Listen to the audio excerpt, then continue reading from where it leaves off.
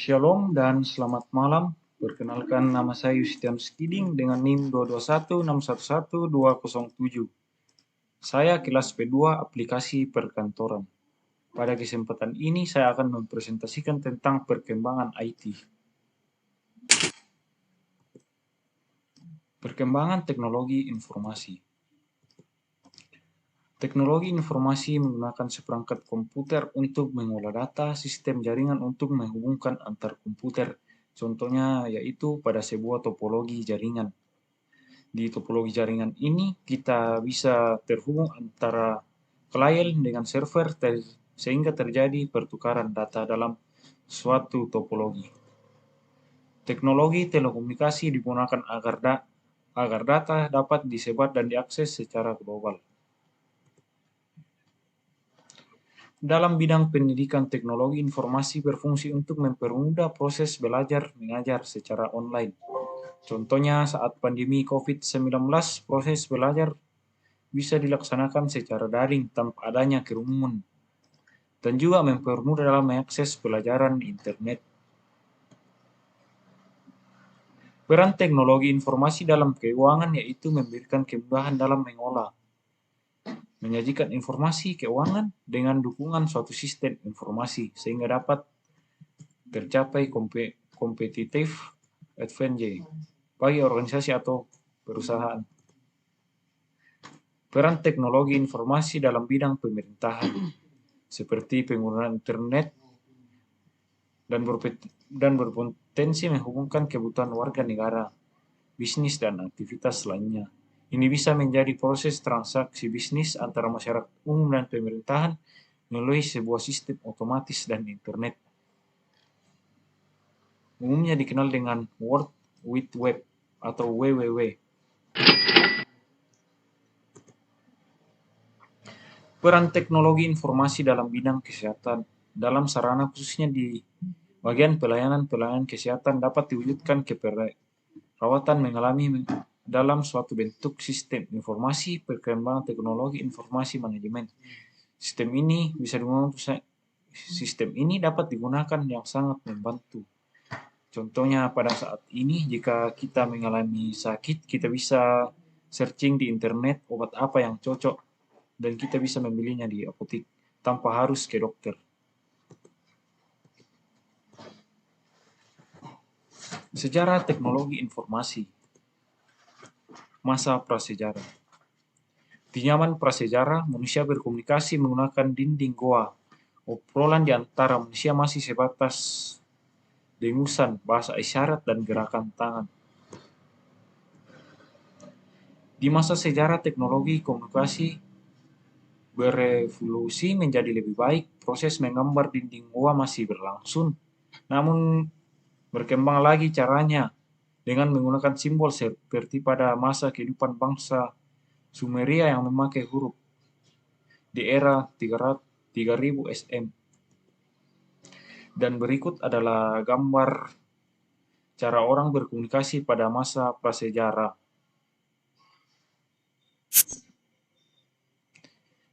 Yang berikut masa modern. Sekitar tahun 1400 Masehi sampai sekarang. Pada masa modern, teknologi komunikasi telah memungkinkan informasi bisa menyebar sangat luas. Di masa ini ditemukan koran, telegram, telepon, mesin ketik, radio, televisi, hingga internet yang memudahkan orang berkomunikasi sekaligus menyampaikan informasi lebih cepat.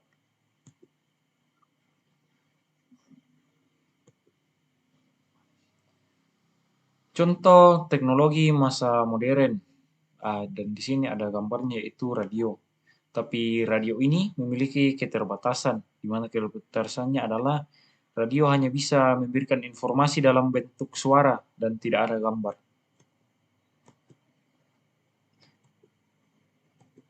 Dan yang berikut yaitu televisi. Di televisi ini bisa memungkinkan kita untuk mendapatkan informasi dalam bentuk suara dan gambar. Dan yang berikut yaitu komputer. Dan komputer ini memiliki perkembangan dari generasi pertama sampai dengan generasi kelima.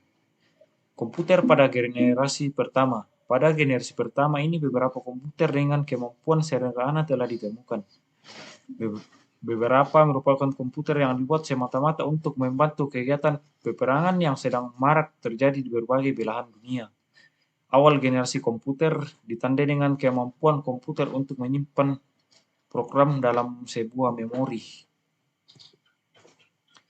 Dan berikut komputer generasi kedua.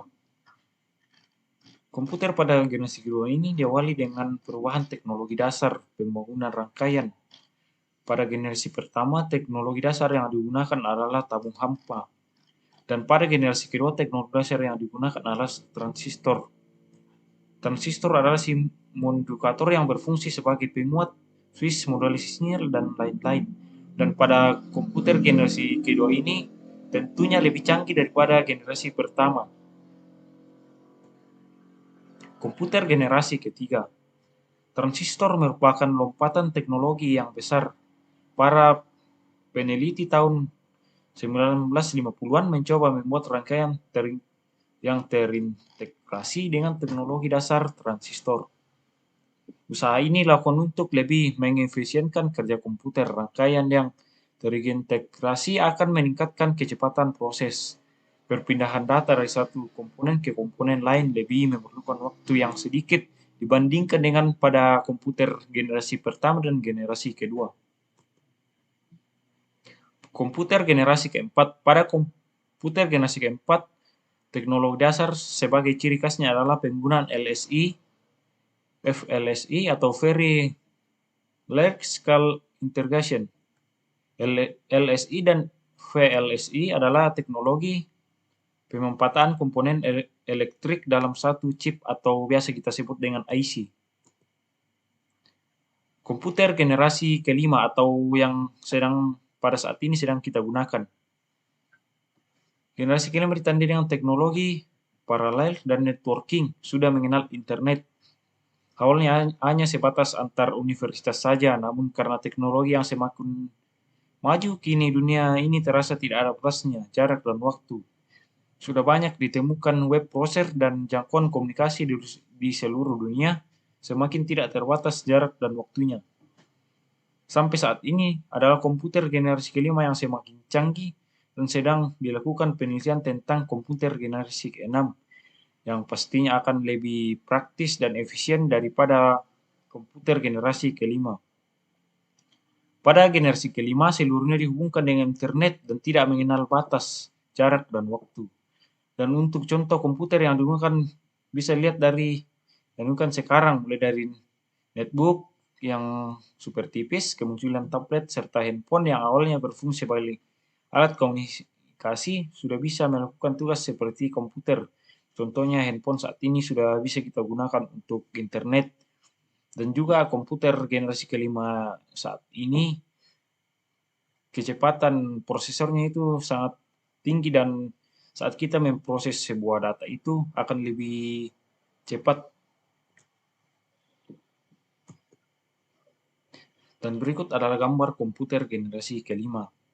Tentunya lebih tipis tapi prosesnya sangat cepat dibandingkan dari generasi sebelumnya. Dan berikut dampak positif perkembangan IT, yaitu mempercepat arus informasi. Sebagai contohnya saja, saat kita mau memberikan informasi kepada orang lain, kita tidak memerlukan waktu yang lama lagi seperti dulu. Waktu dulu itu untuk mengirim pesan, kita harus menunggu sampai berapa bulan. Contohnya jika kita mengirim pesan ke luar negeri. Dan yang kedua itu mempermudah akses terhadap informasi terbaru. Contohnya pada pemerintahan di pusat dan kita di pelosok bisa kita langsung mengakses informasi terbaru dari sana. Dan yang ketiga itu media sosial. Media sosial ini sangat sering kita gunakan pada saat ini, contoh media sosial seperti Facebook, Instagram, dan WhatsApp. Yang berikut membantu individu dalam mencari informasi. Media hiburan.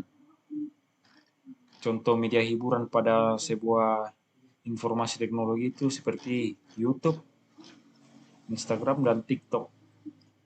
Memiliki banyak dampak positif dalam dunia pendidikan. Contoh aplikasi dalam dunia pendidikan saat ini adalah Ruang Guru. Dan tentunya pada sebuah dampak positif perkembangan IT ini, kita bisa sharing dan berbagi file dari komputer satu ke komputer lainnya.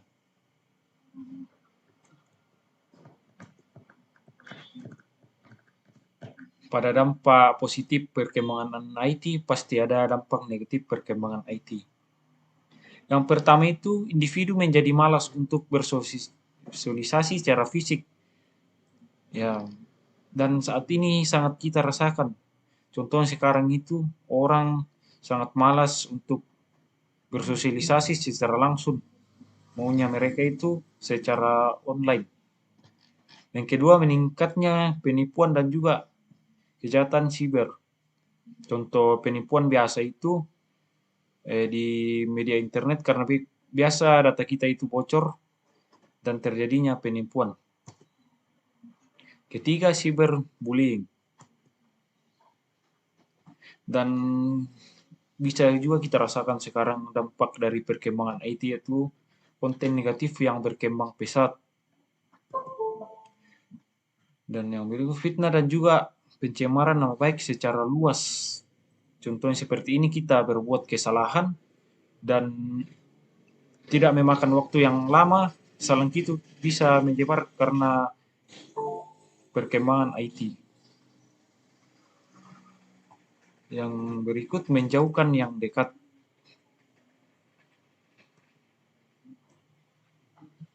Dan seperti yang kita rasakan juga saat ini tentang dampak negatif perkembangan IT, yaitu saat ini kita sebagai mahasiswa biasa kita mengabaikan tugas. Karena apa? Karena di situ ada perkembangan IT. Sekarang mahasiswa lebih sering bermain game dibanding mengerjakan tugas dan juga pekerjaan. Dan perkembangan IT juga ini memberikan dampak negatif seperti membuang-buang waktu untuk hal yang tidak berguna. Sampai-sampai biasanya kita itu lupa untuk makan. Menurutnya prestasi belajar dan juga kemampuan bekerja seseorang itu juga dipengaruhi oleh perkembangan IT. Dan berikut cara menghadapi perkembangan IT. Gunakan teknologi informasi sesuai dengan tujuan. Jangan sampai kita menggunakan IT tapi kita tidak memiliki tujuan atau sekedar menggunakannya saja. Jika masih di bawah umur, mintalah pendampingan orang tua. Dan saat ini kita juga merasakan seperti itu. Sekarang anak-anak di bawah umur sudah menggunakan handphone tanpa batas waktu dan pendampingan dari orang tua. Dan yang ketiga itu, pilih informasi yang memiliki sumber yang jelas. Sebelum membagikan informasi, telusuri terlebih dahulu kebenaran informasi tersebut. Jangan sampai kita membagikan berita hoax. Dan yang kelima, jauhi situs-situs yang tidak bermanfaat. Yang keenam, ketika bersosial media, utamakan rasa toleransi dan saling menghargai. Jangan sampai kita menggunakan teknologi dan teknologi itu kita gunakan salah, seperti kita saling membuli dan memberitakan berita hoax. Jangan mudah terpengaruh terhadap informasi yang provokatif. Sekian dan terima kasih. Di presentasi saya saat ini mungkin ada kesalahan atau ada kekurangan, tapi biarkan nilai itu menjadi motivasi bagi saya untuk menjadi lebih baik lagi ke depannya.